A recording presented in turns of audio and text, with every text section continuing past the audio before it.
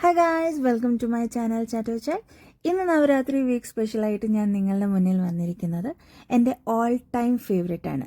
എൻ്റെ മദറിനിലോ ഉണ്ടാക്കി തന്ന ഒരുപാട് നാടൻ വിഭവങ്ങളിൽ എനിക്ക് ഏറ്റവും കൂടുതൽ ഇഷ്ടമുള്ള ഒരു വിഭവമാണ്. ഇതിൻ്റെ പേര് തുരുവെച്ച ദോശ.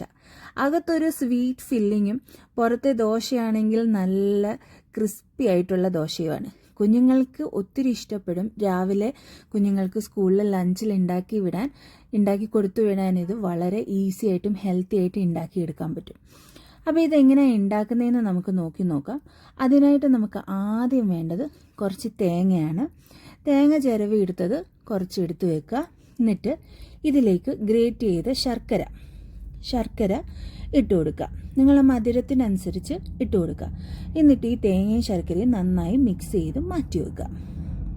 ഇനി വേറൊരു ബൗളിൽ കുറച്ച് ഗോതമ്പും ഉപ്പും വെള്ളവും കൂടെ ഒഴിച്ചു കൊടുത്ത് നന്നായി മിക്സ് ചെയ്ത് ദോശമാവിൻ്റെയൊക്കെ പരുവം, നമ്മളെ ഗോതമ്പ് ദോശയൊക്കെ ചുടുമ്പം ഉള്ള മാവിൻ്റെ പരുവം ഉണ്ടല്ലോ, ആ പരുവത്തിൽ ഒരു ദോശമാവ് കലക്കിയെടുക്കുക.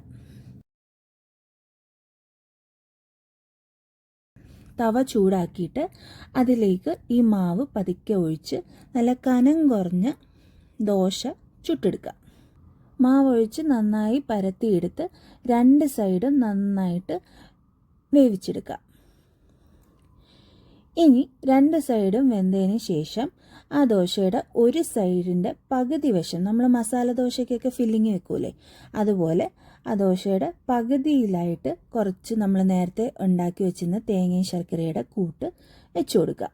എന്നിട്ട് മസാല ദോശയ്ക്ക് ചെയ്യുന്നത് പോലെ തന്നെ അപ്പുറത്തെ സൈഡ് ഇങ്ങോട്ടും മടക്കി കൊടുക്കുക. എന്നിട്ട് ഈ ദോശയുടെ രണ്ട് സൈഡും നന്നായി മൊരിച്ചെടുക്കുക. അപ്പം നമ്മൾ തുറുവെച്ച ദോശ ഇവിടെ റെഡിയാണ്. ഇതുപോലെ തന്നെ ഒരു ബാക്കി മാവിനും കൂടെ ഉള്ള ദോശ ചുട്ടെടുക്കുക. അപ്പം എൻ്റെ ഫേവറേറ്റ് തുരുവെച്ച ദോശ ഇവിടെ റെഡിയാണ്. നിങ്ങളെല്ലാവരും ഇത് വീട്ടിലൊന്ന് ട്രൈ ചെയ്ത് നോക്കണേ. നിങ്ങൾക്ക് കാണുമ്പോൾ ചിലപ്പോൾ ഇത് നമ്മളുടെ ഇലയുടെ പോലെ ഒരു സാധനമല്ലേ എന്ന് വിചാരിക്കും. പക്ഷെ അല്ല കേട്ടോ, ഇലയുടെ പോലെയൊക്കെയാണ് ഇരിക്കുന്നതെങ്കിലും ഇത് ഞാൻ പറഞ്ഞില്ല, ദോശയൊക്കെ നല്ല ക്രിസ്പി ആയിട്ട് ഇരിക്കുന്നതുകൊണ്ട് ഇതിനൊരു വേറൊരു ടേസ്റ്റ് തന്നെയാണ്. അപ്പോൾ എല്ലാവരും വീട്ടിൽ ട്രൈ ചെയ്ത് നോക്കുക. എല്ലാവരുടെ അഭിപ്രായങ്ങൾ കമൻറ്റ് ബോക്സിൽ അറിയിക്കുക. പിന്നെ ഒരു കാര്യം മറക്കല്ല കേട്ടോ, like, share and subscribe. Thank you. By.